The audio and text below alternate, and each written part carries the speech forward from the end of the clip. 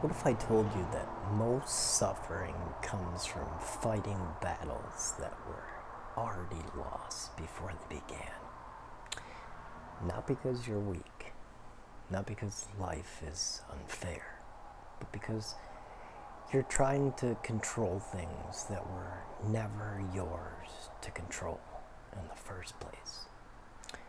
And once you understand this, a shocking amount of anxiety simply loses its grip on you. This idea is over 2,000 years old. It guided emperors, warriors, leaders, thinkers, and somehow, almost nobody teaches it. Imagine you're standing in the middle of the ocean. A storm arrives. The waves rise. The wind howls. Now imagine screaming at the storm, demanding it stop, arguing with it, taking it personal, blaming it for existing. Sounds ridiculous, right? Yet, this is how many people spend their entire lives.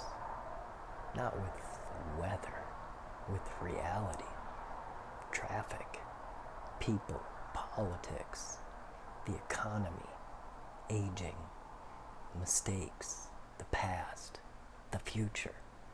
They spend enormous amounts of energy resisting things that do not care about their resistance. And this is where the Stoics notice something profound. The quality of your life depends largely on one question. What is actually within your control? Not what you wish was in your control. Not what should be.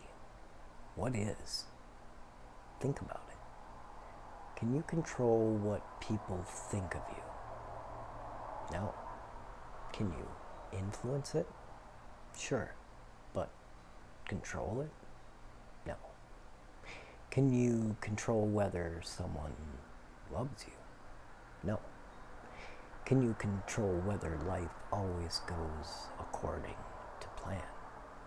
Absolutely not. Can you control whether people misunderstand you? No. Can you control whether bad things happen? No. No. At first, this sounds depressing until you discover the second half. You can control your effort, your character, your decisions, your response, your attention, your actions, your integrity. And once you stop trying to control the uncontrollable, you suddenly have far more energy for the things you actually can influence. Most people are trying to move mountains. The Stoics were trying to steer themselves. And that's a very different game. Now here's the part that changed my perspective completely. The Stoics didn't believe peace came from getting everything you wanted. They believed peace came from becoming the kind of person who could remain steady, whether you got what you wanted or not. That's a radically different definition of strength. Most people define strength as domination, winning, control, power over circumstances. The Stoics define strength differently. Can you remain grounded when life doesn't cooperate? Can you remain kind when anger would be easier? Can you remain disciplined when excuses are available? Can you remain calm in chaos? Because anyone can be peaceful when everything goes their way. That's not mastery. That's convenience. The real test comes when reality stops following the script. And reality always stops following the script, sooner or later, Now here's where modern psychology starts sounding surprisingly familiar. Researchers have found that a great deal of emotional distress often comes not from events themselves, but from how we interpret them. The Stoics were pointing at something remarkably similar centuries ago. Two people experience the same event. One collapses, one adapts. What changed? The event? No. The meaning assigned to it. This doesn't mean suffering isn't real. It doesn't mean pain doesn't hurt. It means that between what happens and how we experience what happens, there's often a space. And inside that space lies freedom. That's the part nobody can take from you. Not governments, not bosses, not critics, not circumstances, not luck. Your response remains yours. And that may be the ultimate form of power. The Stoics understood something that modern culture often forgets.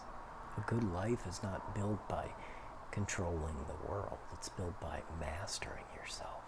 Because no matter how successful you become, how wealthy you become, how influential you become, you'll never completely control reality. But you can become someone who no longer needs reality to behave perfectly in order to be at peace. That's freedom. And freedom is rarer than success. So here's the question. What's one thing you've been trying to control that was never actually yours to control? Drop it in the comments. You might be surprised how many people are carrying the exact same weight. Save this video for the next time life doesn't go according to plan. Share it with someone who needs a reminder that peace isn't found in controlling reality. It's found in learning how to stand firm within it. And follow Source Force fam if you're interested in the timeless ideas that keep reappearing across history, psychology, and human experience. Some truths don't survive for thousands of years by accident. Until the next transmission, remember, we're all in this together.